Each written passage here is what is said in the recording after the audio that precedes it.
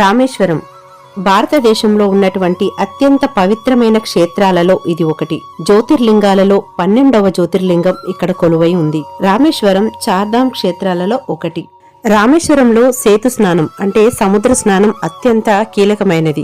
ఈ సముద్ర స్నానం చేసిన తర్వాతనే రామనాథ స్వామి వారిని దర్శించుకోవటం ఇక్కడ ఆచారం. అయితే ఇక్కడ కొన్ని ప్రత్యేకమైనటువంటి పూజలను కూడా చేస్తారు. అలా రామనాథ స్వామి వారి ఆలయంలోకి వెళ్ళినప్పుడు 22 పుణ్య తీర్థాలు ఉంటాయి. అందులో స్నానం చేస్తూ ఉంటారు ప్రతి ఒక్కరు కూడా. అవి పుణ్య తీర్థాలన్నమాట. పుణ్య స్నానాలను ఆచరిస్తారు. అంతేకాకుండా పితృదేవతలకు పిండ ప్రదానాలు, శాంతి పూజలను కూడా చేస్తారు. ఇంకా ఆడవారికి ఇక్కడ ప్రత్యేకమైనటువంటి ముట్టు దోష పరిహార పూజను కూడా చేస్తూ ఉంటారు. ఈ రోజు వీడియోలో ఈ ముట్టు దోష పరిహార పూజ గురించి మీకు వివరిస్తాను. అలాగే మేము ఆచరించినటువంటి పూజా విధానాన్ని కూడా ఈ వీడియోలో మీకు చూపిస్తానండి. అంతేకాకుండా అసలు ఆడవారికి ఈ రజస్వల అనేది ఎలా మొదలైంది, ఇది శాపమా వరమా అనే విషయాలను గురించి వివరంగా తెలుసుకుంటూ అసలు గోముద్ర చీరలను ఎందుకు కట్టుకొని పూజ చేస్తారు ఈ రామేశ్వరంలో అనే విషయాలను గురించి అయితే మీకు వివరిస్తానండి. సో ఆడవాళ్ళకి ఎంతో ఇంపార్టెంట్ అయినటువంటి ఈ వీడియోని మీరు కంప్లీట్ గా చూడండి. అలాగే ఇంకా తెలిసిన వాళ్ళకి కూడా ఈ వీడియోని షేర్ చేయండి. ఇక వీడియోలోకి వెళ్దామండి. ముందుగా అసలు ఆడవాళ్ళకి హిందూ ధర్మ పురాణాల ప్రకారం ఈ ముట్టు దోషం నెలసరి అని అంటారు కదండి, అదేనండి పీరియడ్స్ అని అంటారు కదా, అవి కలగడానికి గల కొన్ని సాంప్రదాయక కారణాలను ఆధ్యాత్మిక పరంగా తెలుసుకుందాం. పురాణాల ప్రకారం ఇంద్రుడు విశ్వరూపుడిని చంపినప్పుడు అతనికి బ్రహ్మహత్య మహాపాతకం చుట్టుకుంటుంది. నేరుగా వదిలించుకోలేక దాన్ని 4 భాగాలుగా చేసి భూమి, నీరు, చెట్లు మరియు స్త్రీలకు పంచాడు. ఇలా ఆ పాపాన్ని స్వీకరించినందుకు ఆడవాళ్ళకి నెలసరి అనేది వస్తుంది. అయితే వీళ్ళెందుకు ఇంద్రుని యొక్క శాపాన్ని భరించాలి అని అంటే వారికి కొన్ని వరాలను కూడా ఇచ్చాడు. అయినప్పటికీ కూడా పాపాన్ని స్వీకరించాలంటే ఎవరికైనా భయమే ఉంటుంది కదా. కానీ ప్రకృతి స్వరూపులకు ఓపిక, ఒద్దిక ఎక్కువగానే ఉంటుంది. అందులోకి ఆడవాళ్ళకి మరీ ఎక్కువ కాబట్టి ఇలా తీసుకున్నారనమాట. ఇంద్రుని యొక్క పాపాన్ని స్వీకరించినందుకు భూమికి, నీరుకు, చెట్లకి, ఆడవారికి ఎటువంటి శాపాలు కలిగాయి, అలాగే వాళ్లకు ఇందుకు ప్రతిఫలంగా ఎటువంటి వరాలు కలిగాయి అనే విషయాలను ఇప్పుడు తెలుసుకుందాం. భూమిపైన ఉన్నటువంటి ఎడారులు, చవిటి నేలలు ఇంద్రుని పాపానికి చిహ్నాలు. దీనికి బదులుగా భూమిపైన ఎక్కడైనా గుంతలు ఏర్పడితే అవి సహజంగానే పూడిపోయే వరాన్ని ఇంద్రుడు ఇచ్చాడు. అలాగే నీటిలో వచ్చేటువంటి నురుగలు, బుడగలు కూడా పాపపు రూపాలన్నమాట. ఇందుకు ప్రతిఫలంగా నీటిలో దేనిని కలిపినా దాని పరిమాణం పెరిగేలాగా, అంటే నీటిలో ఏదైనా వేస్తే పెరిగేలాగా పాలు వేసామనుకోండి, పాలలో నీళ్ళు వేసామనుకోండి అవి పెరుగుతాయి కదా, అది కూడా ఒక వరం అన్నమాట. అలాంటి వరం ఇచ్చాడు. అలాగే చెట్లకు, ఈ చెట్ల నుండి కారేటువంటి జిగురు పాపానికి గుర్తు. అందుకనే జిగురును పూజలలో వాడకూడదని చెప్తూ ఉంటారు మన పెద్దలు. దీనికి బదులుగా కొమ్మలు నరికిన చెట్లు తిరిగి చెగిరించేటువంటి శక్తిని ప్రసాదించాడు. ఇక చివరిగా స్త్రీలలో ప్రతి నెల వచ్చేటువంటి పీరియడ్స్ అంటే నెలసరి వస్తుంది కదా, బయట ఉండడం అంటారు కదా, అది అన్నమాట. అది ఇంద్రుని యొక్క పాపపు భాగము. దీనికి ప్రతిఫలంగా స్త్రీలు పురుషుల కంటే ఎక్కువ ఓర్పును కలిగి ఉండడమే కాకుండా సంతానోత్పత్తి సామర్థ్యాన్ని పొందే వరాన్ని ఎక్కువగా ఇచ్చాడు. పిల్లల్ని కనే శక్తి ఒక ఆడవారికే ఇచ్చారు. ఇది నిజంగా వరమే కదా. ఈ శాపం నుంచే మనకు వరం అనేది వచ్చింది. అందుకే ఇదే శాపం, ఇదే వరం మనకి. ఈ విధంగా ఇంద్రుని యొక్క బ్రహ్మహత్య మహాపాతకము ప్రకృతిలో కలిసిపోయిందని, అందుకే స్త్రీలకు నెలసరి సమయంలో ముట్టు దోషము అంటుకుంటుందని పురాణాలు చెప్తున్నాయి. అయితే స్త్రీలకు ఉన్నటువంటి ఈ ముట్టు దోషం పోగొట్టుకోవడం కోసమనే ఇంకొక ప్రత్యామ్నాయం ఉంది. అదే రామేశ్వరంలో ప్రత్యేకంగా గోవు ముద్రలు ఉన్నటువంటి చీరలను ధరించి ఈ ముట్టు దోష పరిహారం కోసం ప్రత్యేక పూజలు నిర్వహిస్తారు.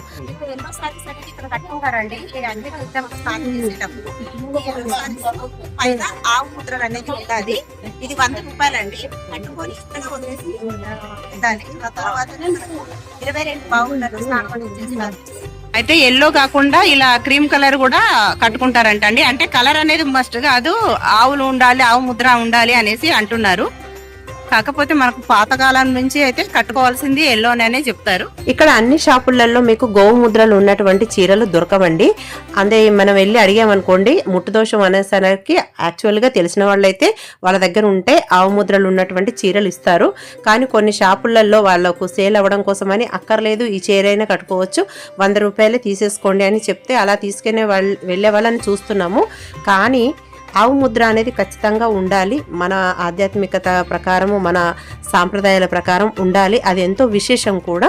దానికి సంబంధించినటువంటి విషయాలను, అసలు ఎందుకు ఆవు ముద్రలు ఉండాలనేది కూడా మీకు ముందు వీడియోలో తెలియజేస్తానండి. కానీ ఆవు ముద్రలు ఉన్న చీరలని కొనుక్కోవడానికి ప్రయత్నం చేయండి. ఒక్క షాప్లో లేకపోవచ్చు, కొంచెం అటు ఇటుగా తిరిగినట్లయితే శ్రమ అనుకోకుండా మీకు దొరుకుతాయండి. ముందు అలాగే అయింది మాకు, కానీ కొంచెం తిరిగితే దొరికింది. నాకైతే గవ్వుకున్న దొరికింది, మిగతా వాళ్ళు కాస్త ముందుకు వెళితే దొరికిందనమాట.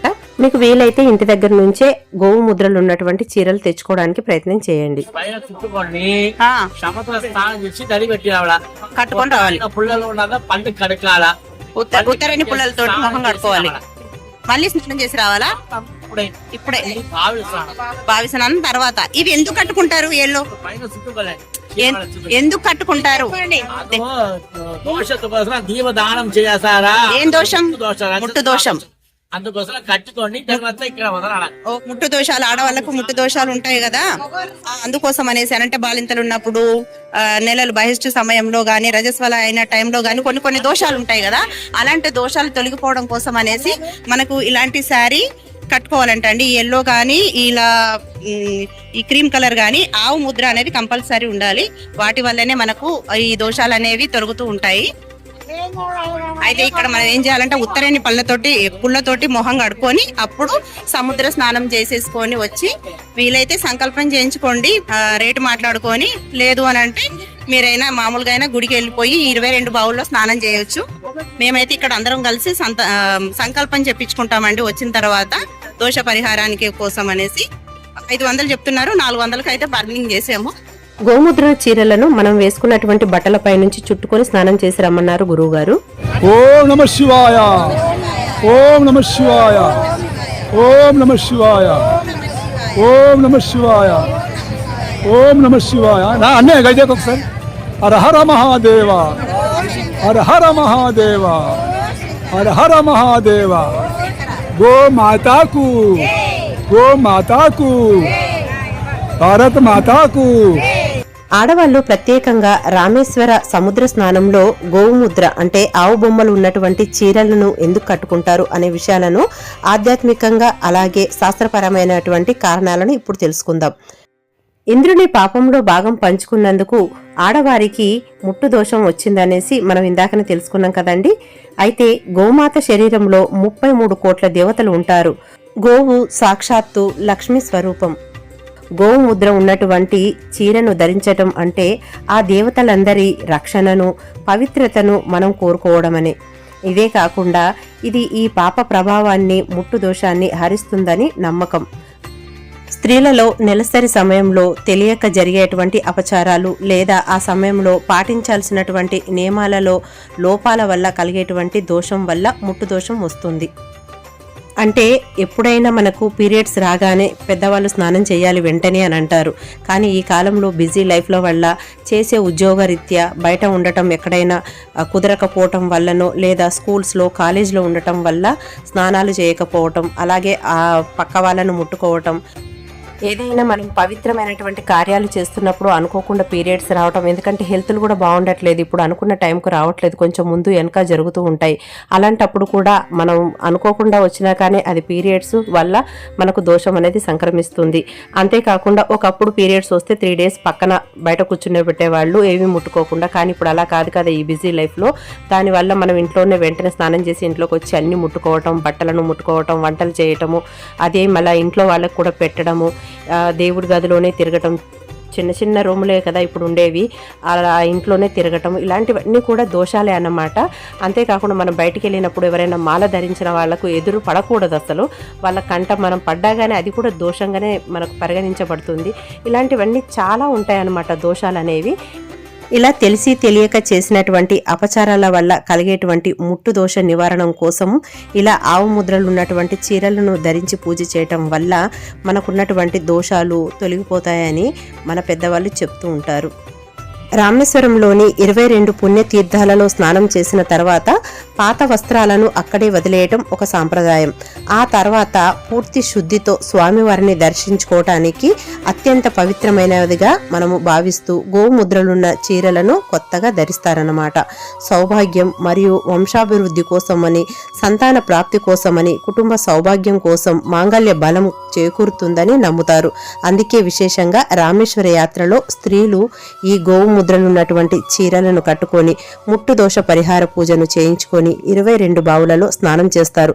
అన్నట్టు చెప్పడం మర్చిపోయానండి. 22 బావులలో తీర్థాలలో స్నానం చేస్తే ఎటువంటి ఫలితం కలుగుతుంది, అక్కడ ఏమేమి 22 బావుల యొక్క పేర్లు, తీర్థాలు అవి ఎలా ఉంటాయనే పూర్తి వివరాలతో ఉన్నటువంటి వీడియో మన ఛానల్లో ఉందండి. చెక్ చేయండి. ప్లేలిస్ట్ కూడా ఉంది. రామేశ్వరానికి సంబంధించినటువంటివి, కాశీకి సంబంధించినటువంటివి అన్నీ ఉన్నాయి. చెక్ చేయండి. గోముద్రలు ఉన్నటువంటి చీరల గురించి సూటిగా చెప్పాలంటే తనను తాను సంపూర్ణంగా పవిత్రం చేసుకొని గోమాత ఆశీస్సులను పొంది శివపార్వతులను దర్శించుకోవటమే ఈ గోముద్రలున్న చీరల వెనుక ఉన్నటువంటి రహస్యం. రామేశ్వరం వచ్చేసి ముప్పు దోష దోషం పూర్తి చేస్తాము. సంకల్పం అవరవరి పేరు గోత్రం చెప్పాలి, సంకల్పం చేయాలా. తర్వాత ముప్పు దోష దోషం దీపం దానం చేస్తాం. దీపదానం పూజ చెప్పండి, అందరూ చెప్పండి. శ్రీమాన్ మహాగణపతయే నమో నమః. లక్ష్మీ నారాయణ దేవతాభ్యో నమః. ఉమా మహేశ్వర దేవతాభ్యో నమః. ఇష్ట దేవతాభ్యో నమః. కుల దేవతాభ్యో నమః. గ్రామ దేవతాభ్యో నమః. మాతా పితృదేభ్యో సర్వేభ్యో దేవభ్యో సర్వభ్యో రమణభ్యో నమో నమః. ఒక్కొక్కరు విడివిడిగా పూజ చేయించుకుంటే ఎక్కువ అమౌంట్ తీసుకుంటారండి. ఇలా గ్రూప్ గా మాట్లాడుకున్నట్లయితే తక్కువగా తీసుకుంటారు. చెప్పాను కదండి, గోముద్రలు ఉన్నటువంటి చీరలు మీ ఇంటి దగ్గర నుంచి తెచ్చుకుంటే తీసుకొచ్చుకోండి. అయితే మేమేమో ఇక్కడ నుంచి ముందే తెలుసుకొని అక్కడే చీరలు దొరుకుతాయంట, కానీ కొత్త లంగా కొత్త జాకెట్ కావాలని తీసుకెళ్ళాము. కానీ అక్కడ చీరలు విడిగా కట్టుకొని వెళ్లాల్సి ఉంటుంది. కానీ ఇప్పుడు అక్కడ ఉన్న హడావిడికి ఉన్న స్పెసిలిటీస్కి ఫుల్ గా శారీ కట్టుకోవడం అయితే కుదరదండి. అందుకోసమనే మనం కట్టుకున్నటువంటి చీరలపై నుంచి చుట్టుకోవడమో లేదా డ్రెస్సెస్కి వెళ్తే డ్రెస్ నుంచి చుట్టుకోవడమో చేయాల్సి ఉంటుంది. అక్కడ టైం కూడా అంత ఉండదు. మనకు కూడా ఇదే హ్యాపీ అనిపిస్తుంది. అలా కట్టేసుకొని వెళ్ళిపోవడమే. మళ్ళీ చెప్తున్నాను, గుర్తుపెట్టుకోండి. ఉత్తరేని పుల్ల ఉంటే మాత్రం ఇంటి దగ్గర నుంచి అయినా తెచ్చుకోండి, లేదా రామేశ్వరం వెళ్ళగానే అక్కడ వెతికైనా తీసుకెళ్ళండి. టైంకి వచ్చిన తర్వాత దొరకకపోవచ్చు, మాకు దొరకలేదు, అదొక అసంతృప్తి అనమాట. మనం వెళ్ళిందే ఫుల్ గా పూజ చేసుకోవడం కోసం అనేసి, అది పూజలో భాగం అనమాట. అందుకోసమని మరొకసారి గుర్తు చేస్తున్నా, ఉత్తరేని పుల్లను తీసుకెళ్లటం గుర్తుంచుకోండి. ఇక మిగిలినటువంటి పూజా సామాగ్రి మొత్తం వాళ్ళే సమకూరుస్తారండి. కేవలం మనం ఒక రేటు మాట్లాడుకోవటమే. అలాగే గోవు పూజ చేయడం కోసమని పక్కనే గోవు కూడా ఉంటుంది.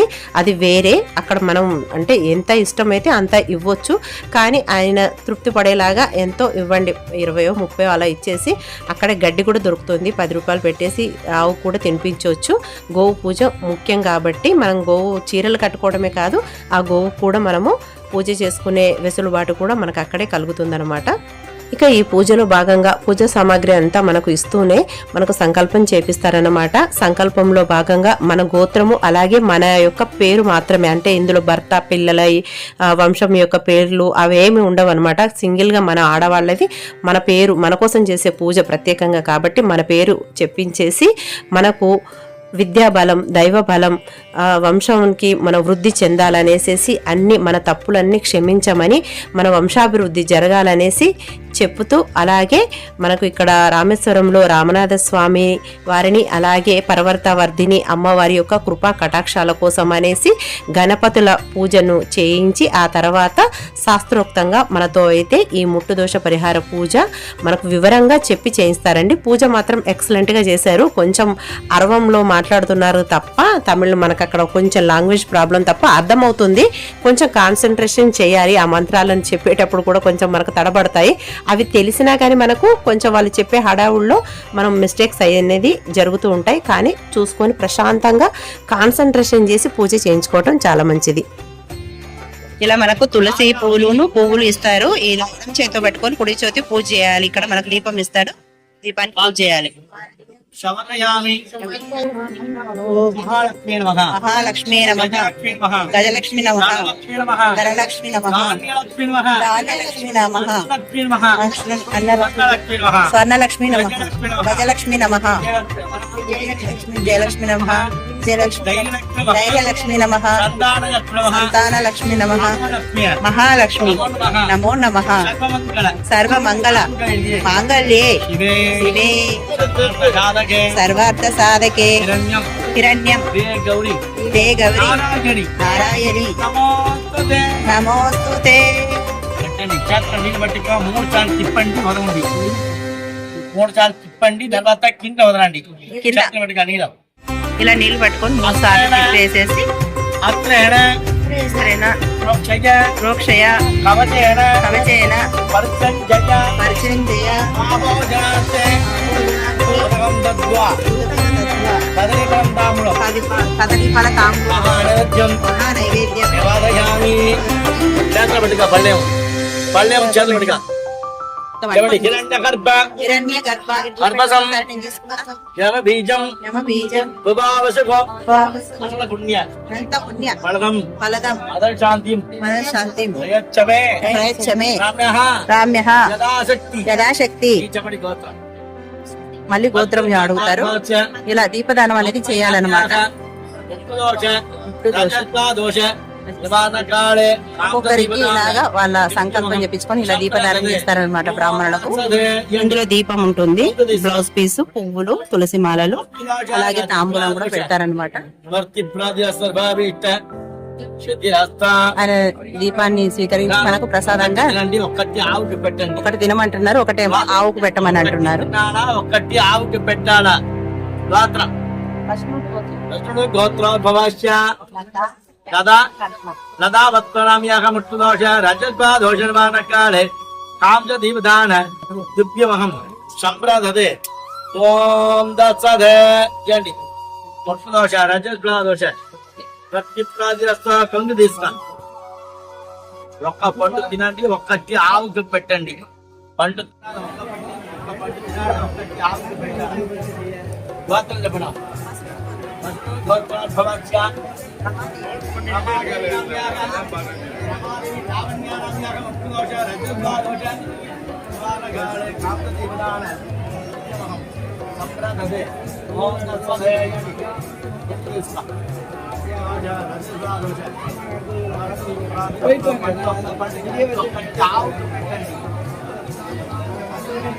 ఇలా పూజలో కూర్చున్నటువంటి ప్రతి స్త్రీకి ఒక్కొక్కరికి గోత్రనామం మళ్ళీ చెప్పించేసి వారి రజస్వల దోష నివృత్తి కోసం అనేసి దీపారాధనను చేయించి ఆయన దీపదానాన్ని స్వీకరిస్తారు. ఆ తర్వాత మనకు 2 పళ్ళనిస్తారు. ఒకటి గోమాతకి, మరొకటి మనం తినడానికి పూజా ఫలం అన్నమాట. దీంతో మన రజస్వల దోష నివారణ జరిగినట్టు, మన పూజ సంపూర్ణమైనట్టు.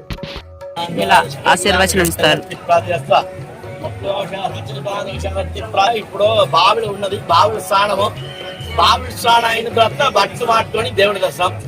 ఇప్పుడు ఆవు చీరలు పెడతారా ఇట్లా వదలండి. అట్లేదంటే అట్లా బావిడ స్నానం అయిన తర్వాత ఆవు చీరలు వదిలేసి అక్కడ బట్టలు మాట్టుకొని దేవుడి దర్శనం చేస్తారు. అసలు మాపులు అయితే ఎక్కడ వదలాలి? ఇక్కడే వదలండి. ఓకే. లేదంటే అట్లా బావిడ ఉన్నది స్నానం చేయాలి. అక్కడైనా పర్వాలేదు. అయిన తర్వాత కూడా వదలాలి. పర్వాలేదు, అలాగైనా పర్లేదు, ఇలా అయినా పర్లేదు. ఓకే. అక్కడ బావిల దగ్గర ఎందుకండి స్నానాలు చేస్తారు?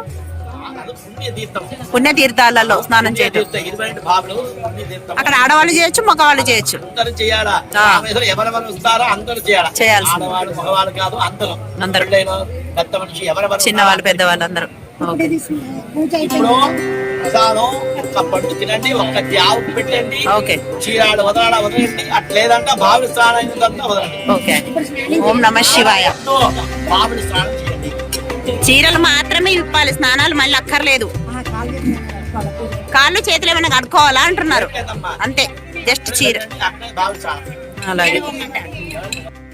తెలుసుకున్నారు కదండి, ఆడవాళ్ళకి ముట్టు దోషం ఎలా సంక్రమించింది, అసలు రజస్వల అనేది ఎలా మొదలైంది, ఆ రజస్వల దోష నివృత్తికి రామేశ్వరంలో చేయించుకోవాల్సినటువంటి పూజా విధానం, అలాగే ఆవు ముద్రలు ఉన్నటువంటి చీరలను ఎందుకు ధరిస్తారు, దాని విశేషత ఏంటి అనే విషయాలను గురించి అయితే నాకు తెలిసింది, నేను చేయించుకున్నటువంటి పూజను మీకు వివరాలను ఈ వీడియోలో చూపిస్తూ తెలియజేశానండి. సో ఈ వీడియో గనక మీకు నచ్చినట్లయితే తప్పక లైక్ చేయండి. అలాగే రామేశ్వరం వెళ్ళాల్సిన వాళ్ళటువంటి వారికి, వెళ్ళొచ్చిన వారికి కూడా ఈ విలువను, ఈ ప్రాశస్త్యాన్ని తెలియజేసే ప్రయత్నంగా మీరు ఈ వీడియోను షేర్ చేయండి. అలాగే మరో మంచి ఆధ్యాత్మిక వీడియోతో మళ్ళీ కలుస్తుంది మీ హైదరాబాదీ సాల్ మిక్చర్. అంతవరకు అందరూ బాగుండాలి, అందులో మనం ఉండాలి. సర్వే జన సుఖినో భవంతు. స్వస్తి.